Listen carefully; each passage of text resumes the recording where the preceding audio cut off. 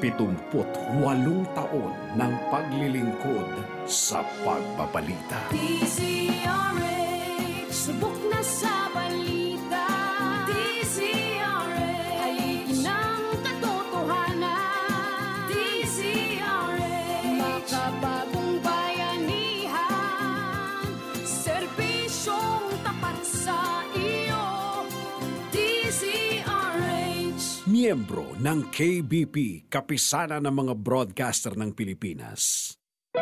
Miss Malu, meron sana akong problemang isasangguni sa inyo. Sige, mag-usap tayo. Miss Malu, problemado talaga ako sa mga nangyayari sa akin sa trabaho. Mag-usap tayo. Mag-usap tayo, Miss Malu, ang programang tatalakay at magbibigay payo sa iba't ibang problemang pinagdadaanan mo. Mag-usap tayo tuwing linggo 1:00 ng hapon dito sa DZRH. Para makausap si Miss Malu, text na sa 0919-873-1921.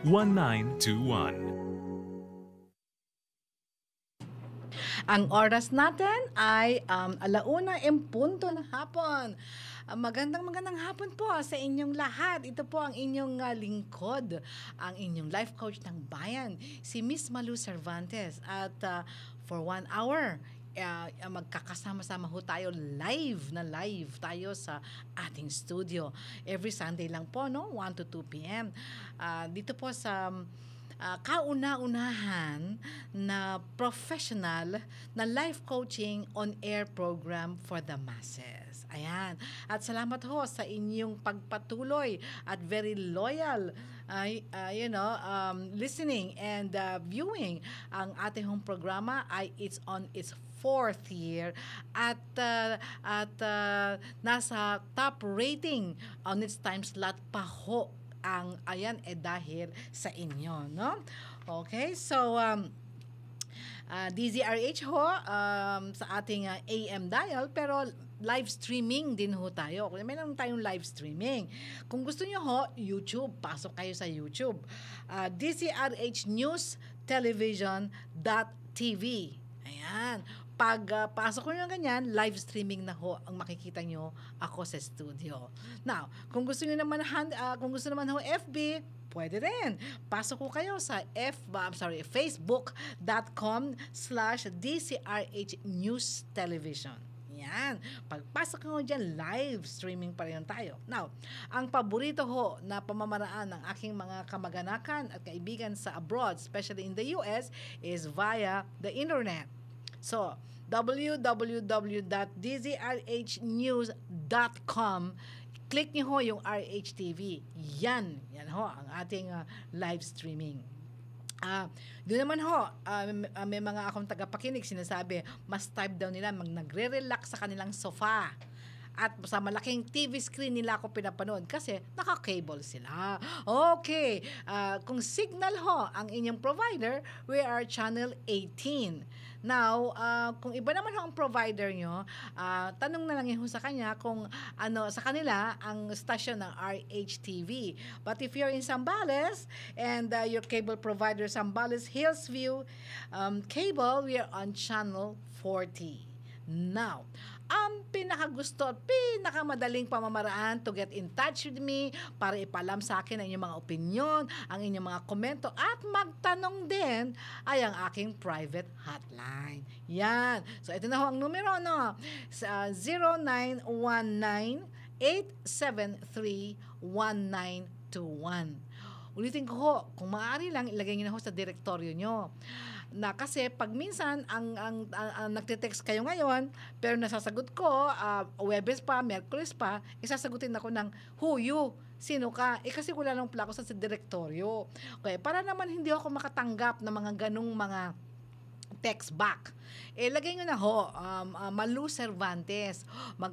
Mag-usap tayo, Miss Malu, kung ano man yun. 0919-873-1921. Dahil ho, text lang ho, text, hindi ako sumasagot ng phone calls. Ayan, nakakaintindihan ho tayo, no? Kasi mabuti naman kung nasasagot ko siya mabilisan, pero kung hindi man, just within the week, Ayan, o may tumatawag na, sa kakasabi ko lang, hindi ako sumasagot ng phone call. 3051, text mo na lang, iho or iha, no? Okay, so ano ang pag-uusapan natin ngayong linggo is 1:04 in the afternoon. Quick takes. Ano ba yung quick takes? Ito yung mga isang tanong, isang sagot. Yan, hindi naman kailangan ng malaliman na pag-analyze eh. Kaya isang tanong, isang sagot, meron yan. Okay, so I decided na sagutin na lang on air kasi maski na palagi ko na lang natatanggap yan. So imbes na sagutin ko kayo ng diretso on air. Para kung gusto niyo man, pwede niyo nang i-download kasi ina-upload ang ating episode every Sunday sa YouTube. Mag-usap tayo mismo the same. And then you will, kung gusto niyo, kasi maraming sasabi sa akin, gusto daw nilang ulitin. Okay, edi download nyo na lang yung episode na yun at doon kayo mag-take ng notes. Nagtitake daw kasi sila ng notes eh. Okay, sige. Ayan siya. Now, yung pangalawa, ito yung bitin na bitin last week. Ang dami nagtitext sa akin mga misis. Sabi nga, ang bitin-bitin naman kasi gusto na namin malaman. Ano ba yung tama? Sino bang hahawak ng pera sa bahay kasi daw mga mister nila ayaw silang pahawakin ng pera. So, sumasama yung loob nila. O sige, yan ang ating tatalakayin kasi maraming aspeto yan eh. O, hindi ho ako sumasagot ng phone call 4111.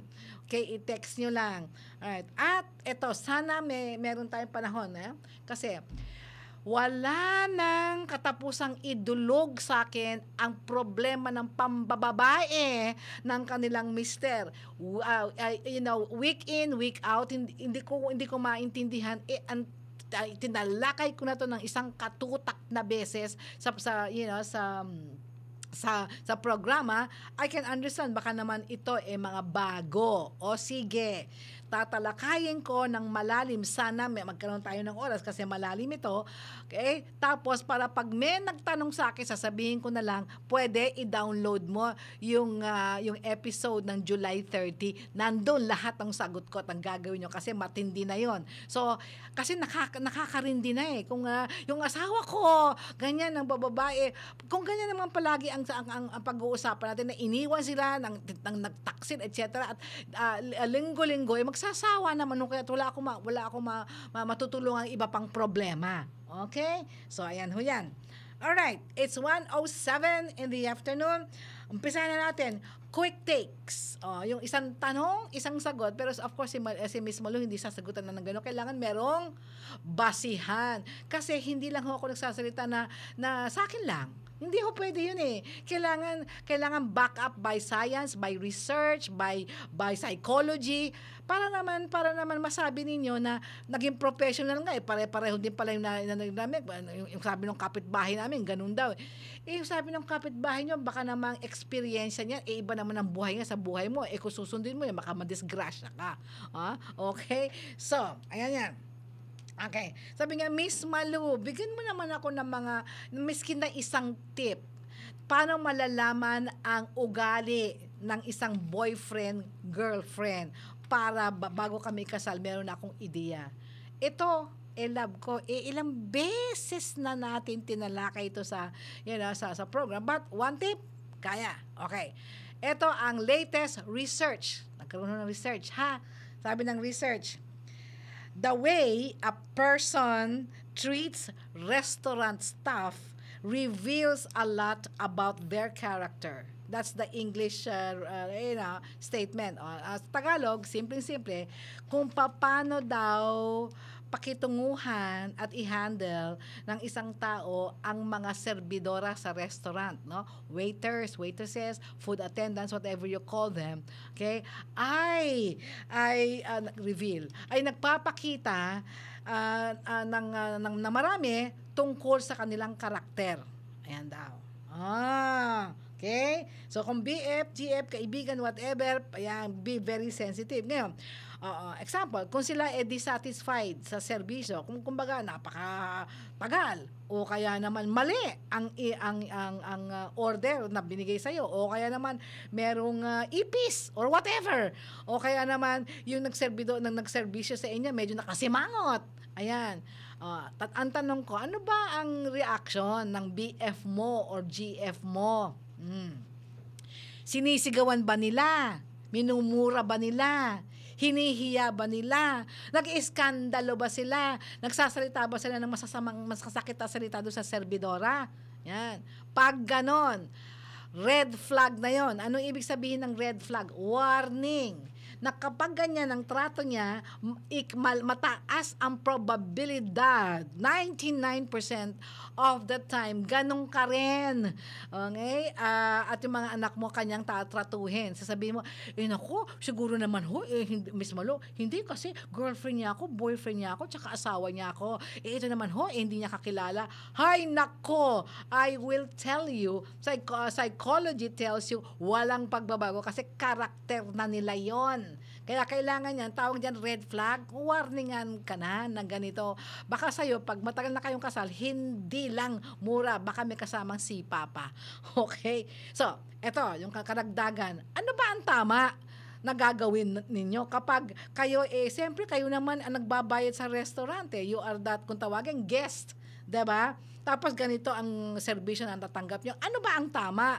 Okay. Kung wari ang natanggap nyo, what do you call this, hindi yung order nyo, yun ang sinabi, nagkamali, in short. O kaya naman, ang sama ng lasa. O kaya naman ganito, tawagin mo yung waiter, sabihin mo sa kanya, waiter, hindi ito yung aking, mali yung order mo, pwede palitan. O kaya naman, tingnan mo, meron siyang ipis. Okay? Kasi naka-experience kami dyan talaga, hindi ipis, fly. Ano yung fly? Langaw. Kalaki-laki ng bangaw doon, di ba? Kaya ganyan. So, tinawag namin, nakikita mo to? Ay, sorry ma'am. O, di ba, palitan. Kung sakali, yung yan sasabihin sa'yo, pwede na, in short, ang, bastos, rude. Huwag mo sisigawan, tatawagin mo yung manager. Asan yung manager mo? Pagtangin yung manager, sabihin, gusto ko lang sabihin sa'yo, may problema kayo sa waiter na to, ganitong ginawa sa akin, ganyan. Okay. Now, kung maayos naman yung restaurant na yun, gagawa ng magdedispensa si manager at baka magdispensa pa rin ang yung waiter. It happened to us lately ng love ko, no? Umorder siya. Yung palang Japanese na yun, 2 klase pala yun. Pero tinuro niya. Tapos ni-repeat pa ni waiter. Ito pa sir. Ito ha, hindi ito ha. Ito ha, ganyan pa. Ang inilabas, yung isa na hindi. Sabi niya, hindi ito yung order ko. Sir, ni-repeat ko naman yan, inulit ko. Oo, inulit ko. Ang sinabi ko, ito. Hindi sir, ganyan. Buti na lang, yung pinaka-head waiter nila, sir, anong problema? Hindi naman ito order ko. Ano ho bang order nyo? Ganito. Ito. Kasi kung hindi, tatawagin ni love ko yun. Kasi, pinagpipilitan, yan ho in-order nyo Sabihin ba naman sa love ko? Kung ang love ko, ang pinaka-cool na person sa buong day. Ako pa, medyo tataas ako pa ng kilay yan. Di ba? O medyo may, pa. Pero, ganon. So, hindi ka na makikipag-away pa. Yun ang tama. Okay? Yun ang ibig sabihin, may urbanidad or good manners, right conduct. Ayos? Sige. Kala ko ba isang tanong sa sagot? Love ko, mahaba-haba din pala yun No? Okay. O pangalawa, naku ha, nagkaroon daw sila ng argumento ng magkaibigan, lalaki, babae, kaibigan. Sabi daw ni lalaki, alam mo, mas strong ang lalaki. Okay, kaya ng lalaki yung anumang sakit. Yan. Sabi ni babae, hindi kaya, mas strong si babae. Nag-aano daw sila. Finally, this girl decided to ask me, sino daw ba talaga in terms of pain, sakit, physical pain. In terms of physical pain, sinuntok, sinaksak, yung mga ganyan. Sino daw ba ang mas may kakayanan? Si babae o si lalaki? Okay. Siyensya ha? Siyensya. Ito sabi ng science. Women, babae, have twice as many pain receptors on their bodies than men compared to men, which means they experience more pain, but they have a much higher pain threshold. English, okay, Tagalogin natin. Sabi ng siyensya, ang mga babae daw, twice, doble ang tinatawag na pain receptors. Ito yung mga nerves sa katawan na nagbibigay ng experience ng pain sa atin. Kapag sinaksa ka, yung sakit, ayun, pain receptors yun, magsasabi. Kasi hindi, may depresya kapag sinaksak ka na, hindi ka man nasasaktan. Kasi sabihin, yun na, may depresya yung body mo kasi pain receptors yun. Okay, ang number daw ng pain receptors, yung mga nerves na yon sa babae ay doble kaysa sa lalaki. Ang ibig sabihin, kung konti lang yung sakit sa lalaki, doble sa babae. Okay? Mas na-feel, ayan, okay. Mas nararamdaman. Kung sa lalaki hindi masyadong ramdam, sa babae daw ramdam yung sakit. Pero ang babae, mas mataas ang threshold. Threshold means kakayahan na tiisin ang sakit. Kakayahan na tiisin ang sakit. Proof. Yun daw sakit na nararamdaman ng babae have a pain childbirth sa panganganak ay parehong-pareho daw ng sakit nararamdaman ng isang lalaki kapag tino-torture. Pareho lang yun, torture, ha? Yung, alam mo na, yung mga, ayokong pinag-isip yung mga torture na yan, talagang ano ko na. Pero parehong-pareho daw pala ang measurement. Parehong-pareho ang DOLS. DOLS is D-O-L-S. DOL is the unit of measurement. Paano mini-measure ba? Ang level. Anong level ng sakit? Siyempre, habang tumataas yung level, example, voltage. Ano ba ang voltage, 'di ba? Mataas ang voltahe, mas malakas ang electric power, ang kuryente. Ayan, 'di ba? Voltahe. Ngayon, sa sa bigat, pwedeng kilos, ilang kilos, no? Okay, yan ang unit of measurement. Okay, tenolada, 1 ton, 2 tons, 3 tons, ganyan. Yung sa pain naman, yung paano nalalaman ang kung gaano kasakit. Ang unit of measurement is DOL, D-O-L-S. Okay? Ang torture, $100. Ang childbirth, $100. Okay, sino ba nanganganak? Di ba, babae? Di ba? So, bakit ganon? 10 yung anak, imagine mo, 10 beses tinorture yung babae. Buhay pa rin. Di ba? So, kasi, maski na mas naramdam ang sakit, ang threshold, ang level ng pagtitiis ay mas mataas. Okay? Sige, mag-usap na kayo magkaibigan. Okay? Gamitin niyo yung siyensya. Ha? Alright. Sige. So, yung pangatlo, it's 1:17 in the afternoon. Pangatlo, English ito eh. So, Englishin ko muna, tsaka natin tatagalogin, ano? Sabi nga, Miss Malu, life is unfair. Tama yan. Kanina lang, naririnig ko si Leth Narciso Abinales at saka si Milky. Napaka-unfair daw kasi yung isa nilang kaibigan, kung kumain daw isang damukal, hindi daw tumataba. Siya daw, halos 1/2 na lang yung rice niya, tumataba pa rin siya. Sabi ko, totoo yan, napaka-unfair. Kung ikaw 1/2, ako 1/4 lang ng kanin eh. Hindi pa ako pumayat-payat eh. Yung love ko, walang ginawa, kung hindi kumain, meron yung AM, PM snacks, may midnight snacks ba, di ba? Pero hindi lumalaki. Talaga ibang yata unfair. Anyway, life is unfair, Miss Malu. I try to make everyone happy, or I try to please them by doing everything they ask me, even if I don't like, yet I am not happy with what I'm doing. Okay, siguro bata pa ito, no? Love ko, bata pa ito, no? Sabi niya, napaka-unfair daw ng buhay. Kasi daw, tinatry nga daw talagang, pasayahin. Okay, at pasayahin ang mga kaibigan na, pasayahin everybody, lahat daw, pasayahin. Sinusunod naman daw niya lahat ang pinagagawa sa kanya, miskin na hindi niya gusto, para lang mapasaya, mapaligaya sila. Pero ang epekto sa kanya ay bakit daw siya hindi happy sa buhay niya? Unfair daw kasi pinapaligaya niya yung iba, pero siya hindi maligaya sa buhay. Ay, naku, iha at iho. Talagang hindi kasi kung alam mo lang ang psychology, hindi mo gagawin yan. So,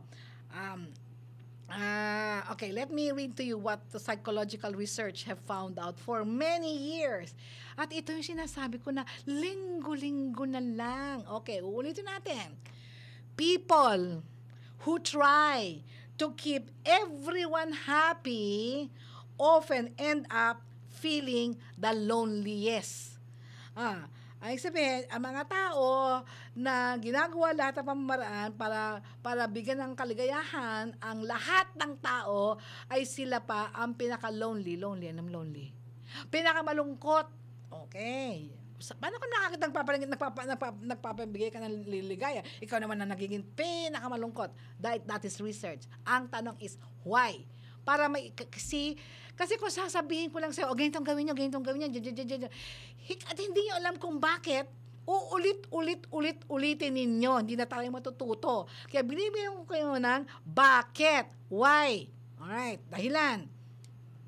Kasi, they suffer higher levels of anxiety, frustration, anger, and hopelessness. Ang sabihin, habang ginagawa nila yon, okay, ang nararamdaman nila ay napakataas na anxiety. Yung kaba. Yung bang kasi palagi na siya, okay na kaya? Masaya kaya? Anxiety tawag doon. Frustration. Kasi miski anong gawin nila, hindi pa rin satisfied yung ibang tao na ginagawa na niya lang lahat ng na. Siyempre nauuwi yan sa anger, galit. Nagagalit kasi sinasabi, teka muna, bakit mo nang gano'n? Kasi may nauuwi sa galit. And helplessness, para bang, wala na ba akong gawing matino dito? Palagi ako na lang. Ganyan. Why? Kasi imposible ang paligayahin ang lahat ng tao all the time. It is impossible. Never kang magiging successful. Okay? Now, anong solusyon dito? Mamaya na yan kasi it's 1:21 in the afternoon. Tayo magbe-break muna ha. Huwag kayong alis yan. Babalik ko si Miss Malu Cervantes, ang inyong life coach ng bayan. Hatid sa inyo ng Pride Detergent, celebrating 40 years of cleaning excellence. Bango, ang bango, ang bango ng detergent ko. Ayon sa research, halos 80% ng mga misis mas gusto ang bango ng Pride with Fabcon kaysa leading brand even after 24 hours. Dahil ang Pride may tuloy bango microbeads para sa bangong tuloy-tuloy buong araw. Tuloy bango. Kaya misis, tuloy na sa Pride with Fabric Conditioner. Tuloy bango ng Pride with Fabcon. Ituloy ang bango with Pride. Loyal ka ba sa toothpaste mo? Sa blind toothpaste test, malalaman. Excuse me, anong toothpaste ang ginamit nyo? Eddie, yung lagi ko ring gamit. Unique pala. Mali tayo. Ayon sa research, 6 out of 10 Filipinos nagkamali din. Parehong nabibigay ng maximum fluoride protection, fresh breath, healthy gums at approved ng Philippine Dental Association. Parang toothpaste ko. Pero ang unique, mas affordable ang presyo. Mali na naman tayo. Dahil hindi unique ang toothpaste mo, try mo po Unique. It's your toothpaste at your price. ACS. Programang hahawak sa mga issue para mas mapag-usapan ang malaliman. Damdaming Bayan, alas 7:30 ng umaga with Joe Taruk at Milky Rigunan. Araw-araw, Lunes hanggang Biyernes. Yung mga ganun, yung mga catcalling. Yung sumisipol ka. Oo. Yung tipong dadaan lang yung babae or yung... Wow! Salad. Kaya wow, sexy. Sexy. Big mommy. Yan ang tipo kong babae. Yan mga. So yung mga ganun, pasok yan dito. Yes, pasok yan. Kasi ang under Republic Act 9262, pasok yan pag may romantic relationship kayo. Pag wala kang respeto sa girlfriend mo, sa asawa mo, pasok yung 9262. In this case, kahit di mo asawa, for example, nandun ka sa mall, sa bar. Napadaan ka lang. Napadaan yung sexy babae. Wow, salad.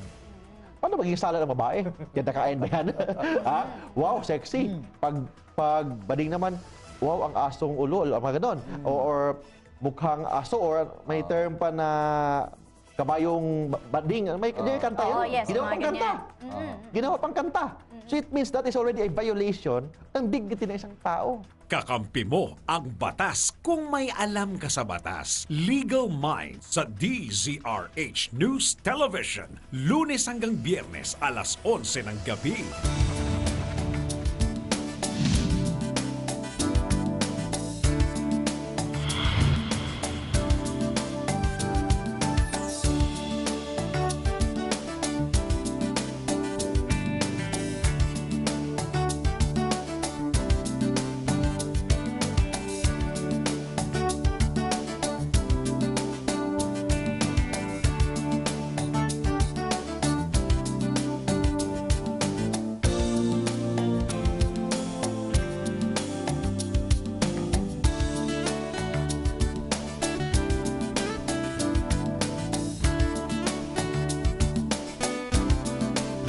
si Miss Malu Cervantes, ang inyong life coach ng bayan. It's 1:24 in the afternoon. Okay, so bago ko sabihin ng solusyon ng na napaka-imposible na paligayahin mo ang lahat ng tao, imposible. Bago ko bigyan ng solusyon, yung tinalakay ko kanina na yung waiter, obserbahan kung paano nila tatratuhin ang mga restaurant para malaman mo kung anong klaseng ugali meron sila. Sabi nito, most stories I heard is about them flirting with waitresses. Mas masahol. Ang ibig sabihin, okay, kasama ka, imagine mo, kasama ka, girlfriend ka. Kasama mo yung boyfriend mo, pumunta ka dun sa restaurant. Tapos, yung boyfriend mo nakikipag-flirt. Ano ba yung flirt? Kakipaglandian dun sa waitress. Di dapat nga lalo na, kasama ka na nga, ganun pa gagawin. Girlfriend ka pala. Pag-asawa ka na, wala na. Diba? Okay. Baka naman daw nagpapakito. Dapat hindi siya magpapakito kasi ikaw ang kasama niya. Dapat ikaw ang special. So, very good. Kasi dito pa lang makikita mo, kayo observant. Pagkasama nyo yung boyfriend, girlfriend, gusto nyo malaman ang kanyang mga potential na ugali sa'yo, ganyan, mag-observe ka. Tama. Pag ganyan, ang boyfriend ko, naka. Okay. Anyway, ito naman, Rosil ka ba? Rosil, wala ka lang ginawa kung hindi tanungin ito 10 beses ko nang sinagot kita. Okay? Once and for all. Okay? Sige, sabi mo maraming lumiligaw sa'yo. Sige. Lahat silang mababait. Okay? Sinong pipiliin mo? Okay? Ano ba ang gusto mo sa isang lalaki? Kung isang lalaking yon ay nagpapakita lahat ng mga katangian na yun, yun ang sagutin mo. Yung ako tatanungin mo ako, sinong pipiliin mo? Sino ba gusto mo? Ano bang klaseng boyfriend, lalaki ang gusto mo, iha? Okay? Medyo mataas na yung kasi 10 beses na yan. Ang ibig sabihin, ikaw ba nakikinig sa akin? Ikaw ba naiintindihan mo ba ako? O gusto mo lang mag-text at magtanong ng pareho? Okay? Sige. It's 1:27. Etong solusyon para hindi ka ma-frustrate at para hindi ka maging lonely habang pinapaligaya mo yung mga tao. Una, I've talked about this. You draw boundaries. Sabi ng boundary, hanggahan. Kung paano mo pagbibigyan sila, hanggahan. Okay? Hangganan. Hangganan. Draw boundaries. And then, take care of your needs first. You take care muna kung anong pangangailangan mo bago you take care of other people's needs. Kasi, ang mangyayari sa'yo you will dry up. Kumbaga, ano ba yung dry? Okay, matutuyot ka. Okay, wala ka nang ginawa kundi magbigay. Okay. So, wala nang matitira sa'yo. So, tuyot ka na. I'll give you, this is a very, very sad, tragic, true story. Alright. Yung kaibigan ko, may kaibigan. Okay? Nanay, young mother. And she loves her family so much. Okay? So much na hindi na siya kumbaga, maski pagod siya, hindi siya nagre-rest rest. What is rest, love ko? Nagre-relax. Okay? Kasi inuuna muna niya, nagpapahinga. Yan. Miski pagod na siya, napapahinga, inuuna muna niya alagaan yung kanyang pamilya, which is very nice. Tapos, pag may mga sakit-sakit siya, hindi niya pinapansin. Okay? Kasi ayaw niya ng pumunta sa ospital, magkaroon ng gastos kasi sa pamilya niya. Okay? So, hindi na kailangan niya ng medicine, hindi na uminom ng gamot kasi sayang daw yung gamot sa mga anak na lang niya. Pagkatapos, hindi na rin kumakain ng healthy. Sabihin, inuuna talaga niya, in short, inuuna niya muna, nakakalimutan niya na yung sarili niya. And one day, nagluluto, hinimatay, nag-collapse. Siyempre, sinugod sa ospital. Patay. Alright. Ang kinamatay, yung tinatawag na first fatal stroke. Sabihin, nagtataka sila, sabi, wala namang sakit yan wala namang high blood yan bakit stroke? Tapos, kauna-unahang stroke, yun ang dangerous kauna-unahang stroke, fatal pa.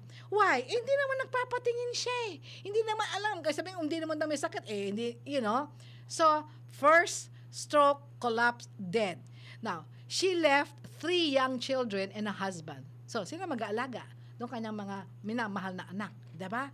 Diba mas logical, Tagalog, what is logical? Diba mas logical, mas tamang isipin, logic. Mas tamang isipin na kung ikaw gusto mong alagaan ang mga anak mo hanggang lumaki sila, di ba dapat healthy ka muna? Dapat inuuna mo muna ang iyong health, inuuna mo muna ang, ang magpapalakas ng katawan sa'yo, O ngayon, wala, kawawa, di ba? So, before you can take care of everyone, you have to take care of yourself. Ngayon, kung ikaw ay napaka-aburido sa buhay, dahil wala ka nang ginawa, kundi magpasaya sa iba, pero aburido ka naman, lonely ka naman, anong klaseng pag-aaruga? So baka yung boyfriend mo, nakasimangot ka, ganyan, di ba? You cannot give what you do not have. Sabihin, hindi ka pwede magpaligaya ng iba kung ikaw walang kaligayahan sa buhay mo. Okay? Hindi ka pwedeng, protektahan. Okay? Ang ibang tao, kung ikaw hindi malakas at hindi mo pinaprotektahan yung sarili mo, baka una ka pang mamatay. Di ba? So, di ba logic lang? What is logic? Common sense. Common sense.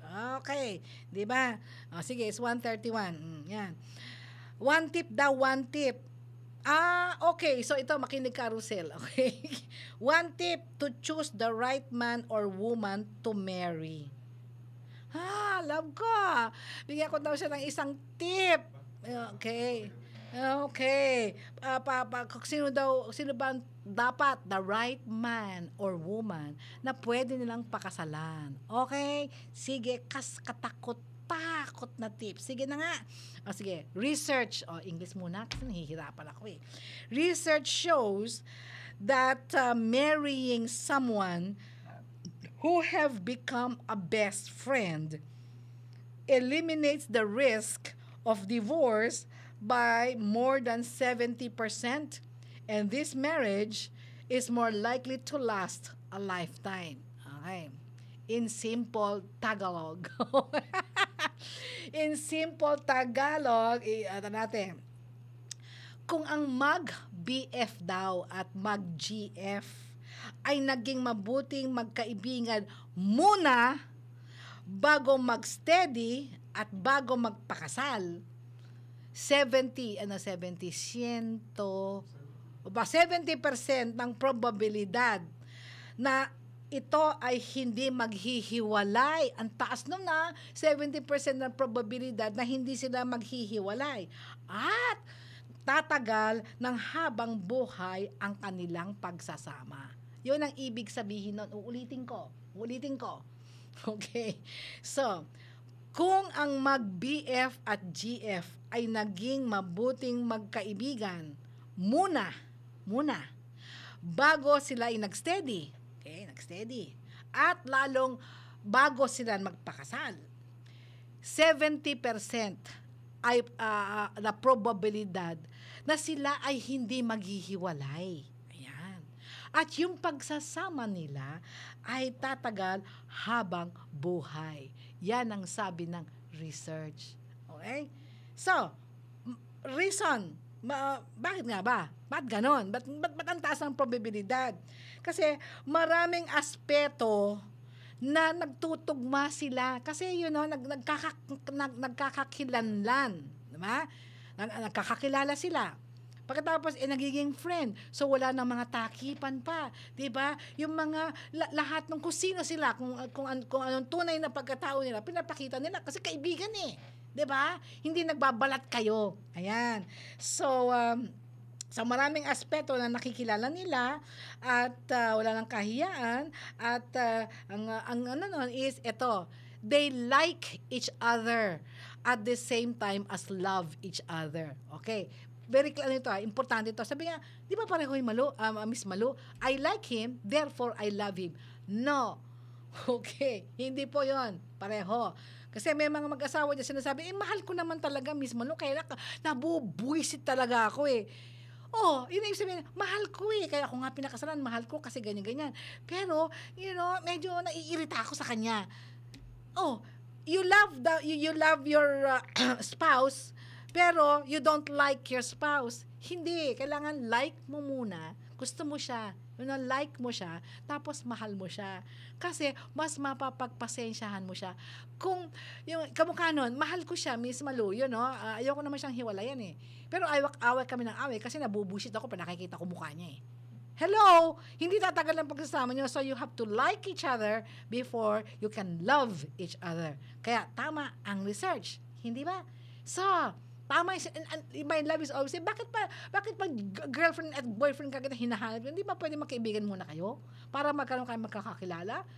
Because eksakto, kaming dalawa ganyan Kasi alam niya yung magkaibigan kami. I was in a relationship before. Alam niya yun. Pero sabi niya, okay lang kasi kaibigan naman tayo, ganun. Nagkataon naman na hindi na nag-work yung isang relasyon na yun. Kasi kami pala ang kasi mas nakilala ko siya. Ganun yun. Diba? Okay. At he's my best friend. Bago ko sabihin lahat ng yung aking lahat problema, bago malaman na aking mga BFF na babae, siya muna nakakaalam. Siya din. Kung may ideya siya, bago niya sabihin sa mga business partners niya, ako muna, sa akin muna. Ganun So, di ba? Ayan. So, panglima, para makapunta na tayo dun sa 136 na Okay. One tip daw to be attractive to other people. Kaakit-akit, other people. Hindi lang daw sa opposite sex. Siguro gusto niya maging attractive siya to people, ganon. Para naman siguro makakuha siya ng atensyon. Yung kabuuan, sabi ng love ko, kabuuan, pero yung kabuuan niya naka-shape ng Coca-Cola. Ayan. It's okay. Kaya alam na alam ko macho talagang love ko. Hindi yung alanganin. Okay. Sige, isang tanong, isang sagot na napakahaba. Okay. Research shows that people become more attractive to others, when they speak about their interest and enjoy their personal life and not depend on others to make them happy. Okay. Sa Tagalog, research, pinakikita ng isang research. Okay, pag-aaral. Ayun, pag-aaral. Yan. Okay, pagsasaliksik. Okay, thank you, love ko. Okay, na ang mga tao daw nagiging kaakit-akit sa mata ng iba kapag sila daw ay, sinishare nila ang kanilang mga interest sa buhay. At ini-enjoy daw nila yung sarili nila at hindi nagdedepende sa ibang tao na paligayahin mo ako. Kumbaga, nag-iisa siya, nag-iisa siya, pero masaya siya sa buhay. Hindi umaasa sa iba na paligayahin sila. Okay, I will give you an example. Ngingiti ang love ko dito Dito, ha? Okay. Meron kaming very close friend. Yan. Ito, young. Millennial. Young. Okay? Na magaling itong lalaking itong batang ito, Okay? So, lahat ng kanyang mga sports, lahat ng passion niya sports, yung mga tinatawag na high energy, yan. Ang mamahal na mga sports niyan, yung talaga, enjoy siya doon. Okay, kung saan nakakarating pa sa ibang bansa yan, para lang sumama dito sa kanyang sport, sa mga Ironman, yan, yung mga triathlon na yan, ganyan, di ba? Okay, may girlfriend. Okay. Sinabi ng girlfriend, gusto ko, bigay mo sa akin 100% of your commitment. Ayan. So, yan ibig sabihin ng 100% commitment. Ako lang. Importante, ako lang ganyan, puro ako. Sinabi ni boyfriend, hindi pa ngayon. Kasi, malayo pa akong plano sa buhay ko. Nag-i-enjoy pa ako sa buhay ko. Okay, importante ka sa akin. Gusto kitang kasama. Pero hinihingi mo sa akin ng 100% of commitment. Bigay ko sa'yo. Hindi ko pwede ibigay sa'yo ngayon dahil marami pa akong gustong mangyari sa buhay ko. Binigyan ng ultimatum ni girlfriend. Sabi ng girlfriend, kung di mo ko bibigyan ng 100% commitment, break na tayo. Sabi ni boyfriend, tandaan mo, ikaw nakipag-break, okay lang. Di ba? Tapos nakita namin, abay, parang hindi nakipag-break kasi yung buhay niya, masaya pa rin siya. Of course, I'm sure malungkot siya kasi mahal naman talaga niya yung girlfriend. Nakita naman namin, di ba? Pero sabi niya, may buhay ako eh. Shortly after nag-break sila, na-promote pagka-manager. Okay, na-promote ang maging manager, di lalo naging busy, tapos naging ganyan. After several months na dinig-dinig namin, nagbalikan sila nung dati nilang girlfriend, yung ex niya. Sabi ko, ano nangyari? Sabi ng gano'n, ang nakipagbalikan si girlfriend. Okay? Sabi ni, siguro nakita ng girlfriend na matutong lalaking ito, hindi, very strong ang character, very strong ang personality, hindi ko to kakayanin. Di ang nagdusa si girlfriend, di ba, binigyan ng ultimatum eh. Kasi, sabi nga ng girlfriend, okay lang naman sa akin kung mag-live-in tayo. Okay. Sabi ni boyfriend, hindi pa ako handa dyan. Kung handa na ako, magpapakasal tayo. Tamo, may values pa. Diba? Yan, ang kaakit-akit. Kung di lang siya kaakit-akit na ganyan, di humanap na lang siya ng ibang boyfriend niya. Babitanikan. Niligawan ulit. Di ba? You see? Ayan, kailangan alam ninyo kung ano yung gusto ninyo. Okay? Alright. So, it's 1:40 in the afternoon. Okay. Makakaya ko lang dito yung aking utang last week. Yung tungkol sa papababae, next week na yan, uunahin ko. Pero anyway, magbe-break tayo. Wag ko kayong aalis dyan. Babalik ko si Miss Manu Cervantes, ang inyong life coach ng bayan.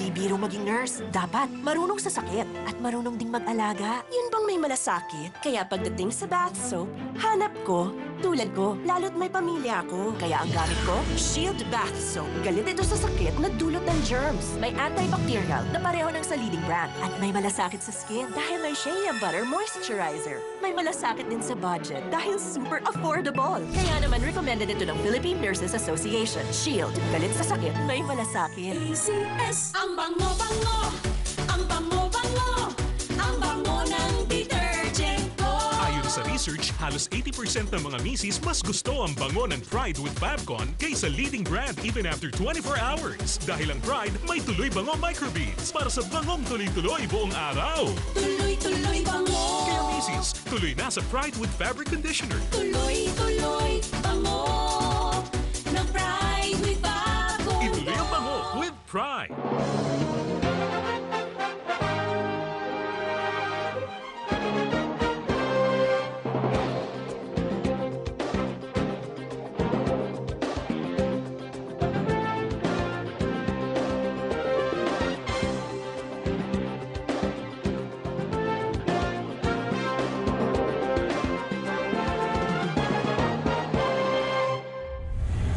Reaching,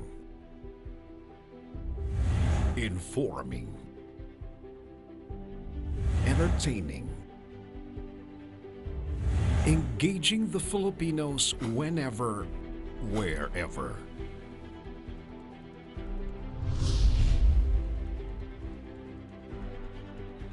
Through our influencers from the 200 radio stations in the country.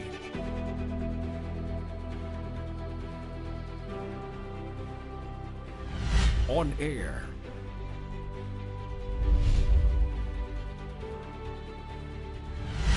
online,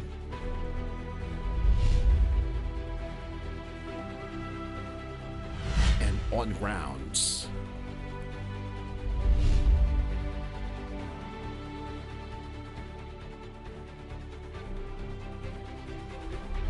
This is MBC, Manila Broadcasting Company.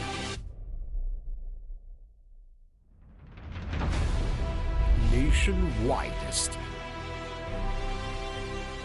worldwidest,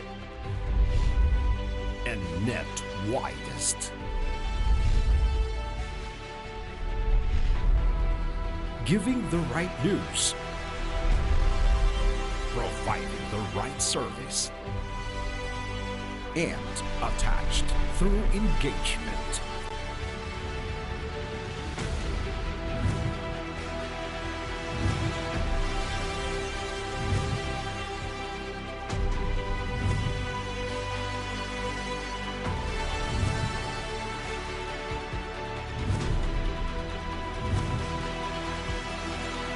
From a Filipino to a Filipino. Ayaw. Okay. So, it's 1:44 in the afternoon. Ito yung last segment natin at ito ho yung segment na nakakatuwa because most of our new listeners come from this last quarter segment. Kasi sila daw pihit ng pihit sa dial sa radio, naghahanap ng baka may iba pang maganda dyan na tsetsempuhan ang ating programa. Tapos nagugustuhan nila ang tinatalakay ko kasi ang laki daw tulong sa kanila at henceforth every Sunday nag-tune in sila. Dito ho lumalaki ang ating listenership at viewership, no? It's 1:45 in the afternoon. So, kung kayo ho ganun, kakatsyempo nyo na ho, Miss Malu Cervantes ho, ang inyong life coach ng bayan. Ito ho ang mag-usap tayo, Miss Malu, the very first professional life coaching on air program for the masses. I am on live every Sunday, 1 to 2 p.m. Pero wag ko kayong mag-alala, kung na-miss nyo ho yung past minutes, uploaded ho yan sa YouTube. Mag-usap tayo, Miss Malu, at you can download it, no? Now, I would like to read this, okay? I remember you, Vicky. Good afternoon, Miss Malu. This is Vicky of Gensan. Yes, I have asked for your help last year. Okay, I remember very well about how my son could choose his college course. I will not name your son kasi baka mahian siya, ma-embarrass siya. Okay, to choose his college course. He was in grade 10 at that time. So last year, grade 10 siya. I downloaded your advice. See, nag-download ni Vicky from YouTube, April 24, 2016. Okay? And let him listen to it. So pinakinig doon sa kanyang anak. He was happy and flattered that you have dedicated a whole episode to help us with his dilemma. Sabi niya. After that, it became clear to him, okay, naging klaro daw sa anak niya, that he wanted to be a philanthropist. Sabihin, yung parang si Bill Gates, nagdo-donate, no? Philanthropist, nagdo-donate, tumutulong via foundation. So, he decided to become an entrepreneur. Ayan, entrepreneur sabihin, may sariling negosyo, okay, to achieve his goal. He is now in grade 11, which is senior high, grade 11, and taking up accounting, business, and management. Oh, I hope and pray for his success. Thank you so much, Malu, for your advice, and may God bless you more. Okay, I'm really, really, really so happy, Vicky, that your son is doing well. Ito yung sinasabi ko, kung talagang seryosohin ninyo ang tinatalakay ko, yung iba tinatalakay ko, hindi naman pala nakikinig. Okay, sabi ko, tatalakayin ko, ay, nakalimutan daw. Hello! Okay, binigyan kita ng importansya, hindi mo ako binigyan ng importansya, sorry. Tapos sabi, ulitin ko daw. Ulitin ko, hindi. I-download mo dyan sa YouTube. Ang sagot ko, no? It's 1:47. Okay. So ito yung aking naiwan. Madalas alitan ng mag-asawa tungkol sa paghawak ng pera. Si wife galit kay husband kasi ayaw pahawak ang pera sa kanya, palagi daw nasa wallet. Yan. Another wife galit. Sabi daw palagi galit yung kasi sinasummarize ko yung isang wife sabi palagi nag-aaway sila because the husband palagi daw nagko-complain. Bakit ang bilis maubos ang pera paghawak ni wife? Ano daw ba ang tama? Si wife daw ba o si husband ang dapat mag-manage ng pera sa pamilya? Ano daw ba dapat? Okay. Hindi ko pwedeng sagutin isang tanong, isang sagot dito kasi madami pang explikahin dito, no? First point. Okay. What are the roles that God created for a man, for a husband and wife? In short, mag-uumpisa tayo sa lumikha sa atin, ang Diyos. Nilikha niya tayo kasi meron tayo mga papel na gagampanan. Yan nga. Pag hindi natin ginampanan ang papel, okay, doon nagkakaloko. So, ang papel ni husband ay provider and lover. Sabihin, ang unang-unang niyang papel ay mahalin, okay, at alagaan ng kanyang asawa at provider. Siya ang kumita, magtrabaho para i-provide. Siya ang bubuhay sa kaniyang pamilya. Yan ang papel. ni husband according to God, according to Bible. Pangalawa, anong papel ni wife? Siya ay the partner of the husband, homemaker, okay, para asikasuhin ng pamilyang mga anak. At the same time, magsasubmit siya sa husband, respetuhin niya ang husband niya. Yan ang tinalaga ng Diyos, okay? So, sabi ko, traditionally, ang lalaki nagtatrabaho, iniintrega ang kita sa asawa, sa wife, at si wife ang nagbabudget, okay? At lahat ay nagagampanan.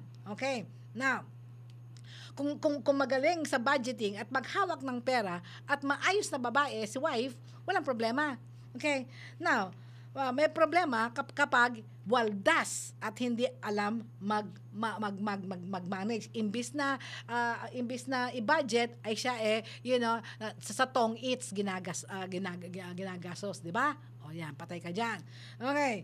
So, therefore, sino ang dapat humawak ng pera? Okay. The key, ang practical dito is whoever is better at managing the finances. Sabihin, sino man, si husband o si wife, sino man sa kanila ang mas magaling mag-budget at humawak ng pera, yun ang hahawak para sa kabutihan ng pamilya.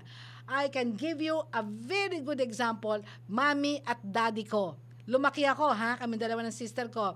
Una, iniintrega ni daddy sa mami ko. Okay, nagkakaproblema si mami kasi hindi nagkakasya.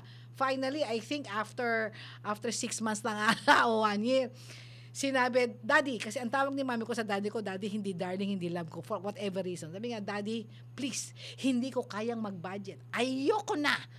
Ikaw na lang ang mag-budget. Basta ibibigay ko lahat ng gasto sa'yo.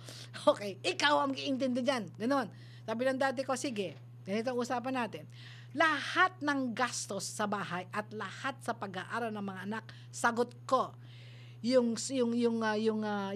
salary mo, kasi may teacher ang mami ko eh. Yan ang private school teacher si mami, high school, okay? So, yung sweldo mo, sa'yo lang yan. Hindi ko yan pakikialaman. Yun, sarap ano. Anyway, sasabi nga, daddy, dumating na ang electricity bill. Ito, bayad. Okay. Daddy, okay. Mag-enroll ng mga anak, daddy, ganon ako lumaki. Okay? So, okay lang yun. Nag-work, no? So, ang ibig sabihin, ano naman ginagawa ng mami ko sa sweldo niya? Kasi sa totoo lang, sabi ng daddy ko, bahala ka dyan sa sweldo mo, enjoy mo yan, kung ano mo yan, basta sa akin ka lahat pupunta, sa lahat ng hingi. Hindi naman, si mami ko, hindi naman masamang ugali. Kasi lahat ng bago namin sapatos, lahat ng mga kakikayan, ayan. Saka yung pagkakain-kain sa labas, yan. Yan. Pag-shopping, yan. Hindi na yan hiningi. Di ba, unfair naman kasi kay daddy ko yun, di ba? So, doon sa dalawang doon sa dalawang wives na nag-text sa akin yan. Can you be honest with yourself? Sabihin, tatanungin ko kayo. Magaling ba kayo mag-handle ng budget? Kasi kapag hindi kayo magaling mag-handle ng budget, hindi ako magtataka na yung asawa ninyo, alright, tatanungin kayo at ayaw pa hawak sa inyo kasi pinaghihirapan nyo na, paano kung wala na siyang mai-intriga, hindi may problema kayo. You know, because your husband must trust you. If the husband doesn't trust the wife, kasi yung wife naman, hindi talaga marunong at hindi mahusay mag-handle, yun. Okay? Second point. Ito gagawin nyo. Mag-prepare kayo ng budget para maipakita sa asawa ninyo saan napupunta ang kanyang iniintrega sa'yo. At hindi ka sasabihin, bilis-bilis naman ata. Ano yan? Kung sabihin mo, mabilis ha? Okay, binigyan mo ako ng ganitong halaga. Ito ang binayaran ko. Para ipruweba ko pa nga sa'yo, kulang pa nga yan eh. Hindi ba? So, huwag kayong huwag kayong sasamaan loob na hinahanapan kayo ng asawa nyo. Huwag. Bakit? Pinaghihirapan ng asawa nyo yun eh. Dapat naman siguro alam niya kung saan napupunta yung pinaghihirapan niya para malaman niya kung kailangan mo ng tulong, kailangan ng dagdagan or whatever. Hindi ba? So, madali lang. Kung wala naman kayong ginagawang masama, sabihin mo, may akong kakilali dyan, okay, very, very good friend. Sabi niya, at the end of the, sabi niya, honey, Here is the budget. Okay? Honey, dito lahat napunta yung ating pera. At sabi ng asawa, ang galing mo namang mag-budget, di ba? Okay, naaawa ako sa'yo kasi wala nang natitira sa yung ganyan-ganyan. Di ba? O dadagdagan ko yan. O di dinagdagan pa. Kasi nalaman na ang galing pala mag-budget. Talaga namang galing talaga itong babaeng ito, no? Okay. O, third point.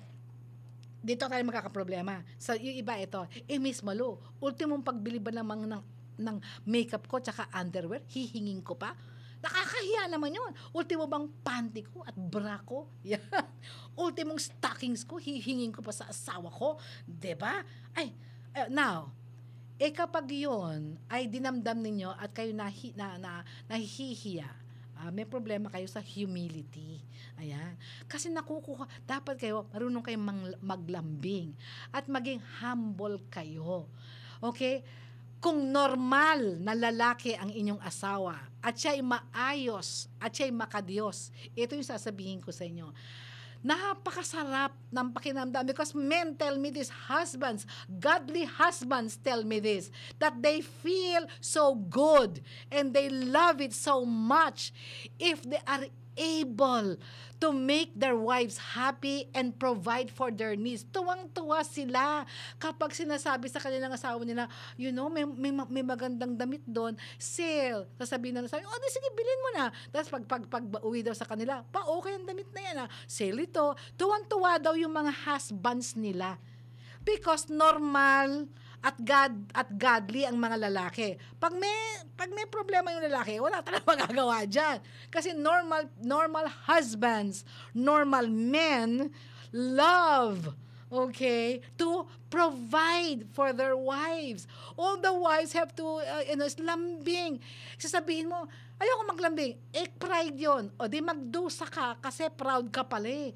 Di ba? Ayaw ni God ang proud. Okay? Ayaw ni God yon. God wants humble people. God wants people, who respect, God loves wives who respect their husbands, sila yung malambing, sila yung ganyan. Diba? Okay? Okay, magpakumbaba. Yan. Love ko. Thank you. Magpakumbaba. Okay? Walang masamang humingi ka ng pambilang bra mo o panty mo o makeup mo sa asawa mo kung maayos ang inyong pagsasama. Well, ito, I would like to tell lahat sa mundo, every time, ito, tested na to. Okay? How many years na ba tayong diba? Okay? So, 34 going 35 years kami magkasama ng love ko. Ito, every time na magkapera siya, every time walang kaduda-duda ni isang beses wala akong na-experience. Every time na magkapera siya, whether malaki, maliit, whatever, every time na magkapera siya, the first 2 questions he will always ask me before he buys something for him will be, love ko, what do you need? Anong kailangan mo? Okay? O kaya naman, may gusto ka pang bilhin? What do you want to buy? O minsan, pag sabi ko, I need this. O sige, magaling muna. Okay naman, let's say wala. Kaya hindi naman ibig sabihin, every time meron eh. Ay, wala eh. Siguro, ipunan na lang muna natin. O di sige, pag sinabi kong wala, okay, can I buy this because I need this? I said, yeah, sure. Walang problema, 'di ba? Pero yun talagang pwedeng pwede kong ilaban ng tawag doon, yung sugal, yung pustahan. Lalaban ako kayo ng pustahan yan. Na gano'n na sasabihin niya pag nakakuha siya ng pera na. Okay. Now, ngayon, ang dito will be, ito yung solusyon dyan. Kung ayaw mong magpakumbaba at ayaw mong maglambing at gusto mo may pera kang sarili, ang solusyon dyan, magtrabaho ka. Magtrabaho ka para meron kang sweldo, o di ba? O kung ayaw mo magtrabaho, you can humanap ka na magpapagkakakitaan. Okay, magtinda ka ng magiging beauty consultant, kaya marami ko kaibigan ng beauty consultant sideline, o para meron silang sariling pera, di ba? Okay, o kaya magtinda ka ng tosino, whatever. Di ba? Para meron kang sariling pera man lamang, di ba? Okay. So, ayun. It's 1:59 in the afternoon. We have one more. So, ito, next week, Bottom line dito. Bottom line. bottom line, bago kayo magpakasal, okay? Please, listen to this. Kung nagbabalak-balak na kayo magpakasal, okay? Bago kayo magpakasal, kayong magpapakasal, you sit down and discuss about money. Okay. Hindi ang natin pag-usapan niya pagkasal na tayo, hindi. Kasi magkakaroon kayo ng problema ngayon pa lang. Ano ba ang pilosopya nyo sa pera? Paghawak ng pera, ano bang value niyo sa pera? Kasi pag sasabihin ng lalaki, ay ako hahawak ng pera kasi nakikita ko waldas ka, alam mo na kung mangyayari. Kung gusto mong pagpatuloy yung kasal, sige. Hindi ba? So hindi pagkakasal nag-aaway na kayo, nagbabangayan na kayo dahil sa paghawak ng pera. Bago pa lang, di ba? You know, I have counseled this woman. Sabi niya, basta ganoon. Yung nakasal daw sila, parang yung sweldo niya, yung sweldo ng lalaki, 50% lang bibigay sa kanya, yung 50% wag mo na siya tanongin kung saan gagawin. Tapos yung daw pera niya, okay, kailangan daw 50%. Sometimes may kailangan siya. Sabihin daw ng lalaki, bay, bahala ka. Tapos nagkasakit siya, bahala ka din. Sandali, so bakit nagkaganyan? Ba't nung pinakasalan yan? Ano ba ang warning sign nung kayo mag-steady? Ito, mag-aayang mag-date silang dalawa. KKB. Okay, kanya-kanyang bayad. Sabi ko, boyfriend mo, kanya-kanyang bayad. Pag siyang nag-date out, dapat siya magbabayad. Hindi Miss Malu, KKB. Nung pala, sinabi mo sana sa akin na bago pinakasalan niya, sasabihin ko sa'yo, ganyan na mangyayari, eksakto. Okay, yun ang bottom line dyan. 2:01 in the afternoon. Okay, bago ko magpaalam, next week, ito ang ating natatalakayin. Ano ang gagawin kung nang bababae ang asawa? Once and for all, please, makinig kayo, ha? Dahil ibibigay ko na lahat sa inyo.